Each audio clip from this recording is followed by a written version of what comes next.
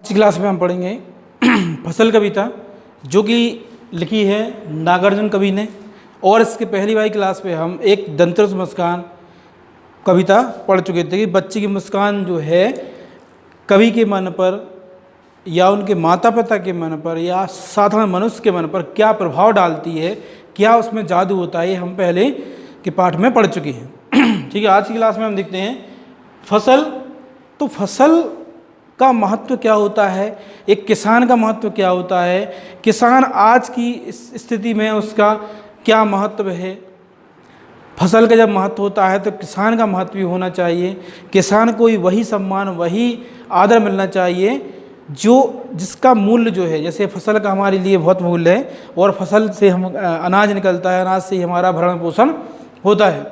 तो यही चीज़ें जो हैं इस फसल के माध्यम से बताई गई हैं कि फसल जब निकलती है, फसल जब उगती है, उसमें किस किस का महत्व होता है, किस किस का योगदान होता है। ये सारी चीज़ें जो हैं आपको इस पाठ के माध्यम से पढ़ने के लिए मिलेगी। ठीक है, तो शुरू करते हैं। एक के नहीं, दो के नहीं, ढेर सारी नदियों का है जादू।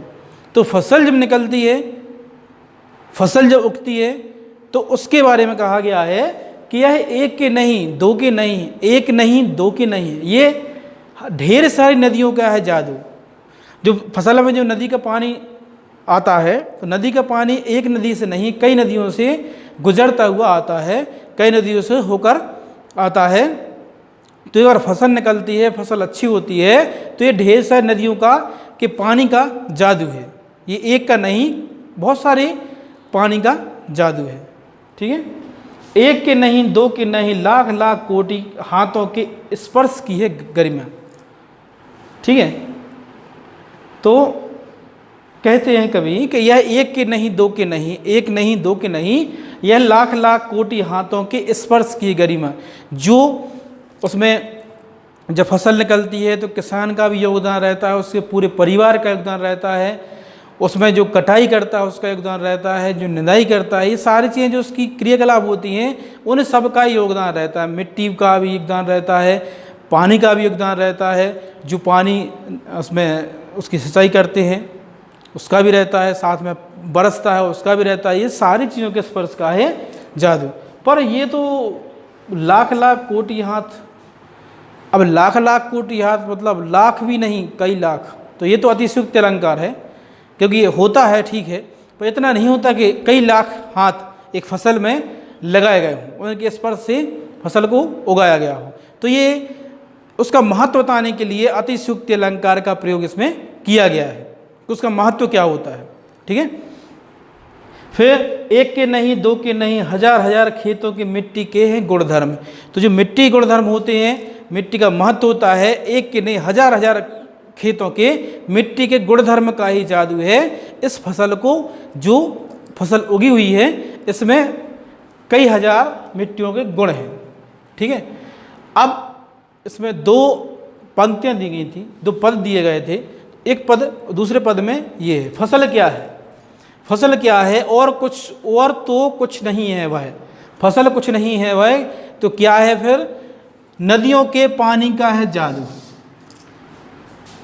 मिट्टी तो वही रहती है, आपने देखा होगा कि कहीं मिट्टी में फसल अच्छी निकलती है, कहीं खराब निकलती है, एक सी बारिश होती है, एक सब कुछ एक सा होता है। तो उसके गुणधर्म क्या होते हैं, तो वही बताया है कि नदियों के पानी का है जादू हुआ है, फसल कुछ नहीं है, नदियों के पानी को जादू है। उसका जो जादू रहता है, उसका पानी रहता है, उस पानी में जो गुण रहते हैं उससे ही फसल निकलती है।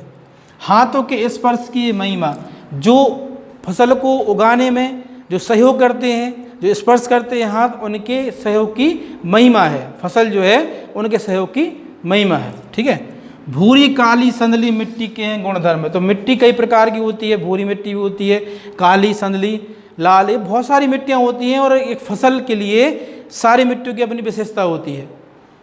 ठीक है, तो इस मिट्टी के गुणधर्म का है जादू। ये मिट्टी है जिसमें गुणधर्म पाए जाते हैं, तभी फसल अच्छी निकलती है। रूपांतर, रूपांतर मतलब होता है बदलना। तो सूर्य के किरणों का, जो सूर्य की किरणें जो उनको भोजन प्राप्त कराती हैं पौधों को, तो उसका भी है जादू, उनका सूर्य का भी सहयोग है। सूर्य का भी जादू है, सिमटा हुआ संकोच से हवा का थिरकन का।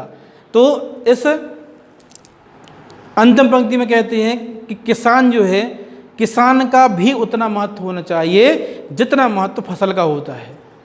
आज किसानों की परिस्थिति जो है ऐसी है कि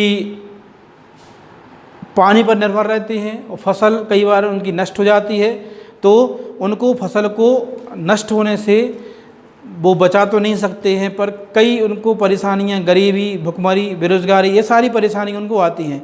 तो कभी इस कविता के माध्यम से ही कहना चाहता है किसानों का भी उतना महत्व होना चाहिए जितना महत्व फसल का होता है, और तभी हम फसल और किसान के संबंध को जान सकते हैं और किसान का जीवन जो है, एक जीवन को हम आगे बढ़ने में मदद कर सकते हैं। ठीक है, तो ठीक है, आज क्लास में इतना ही।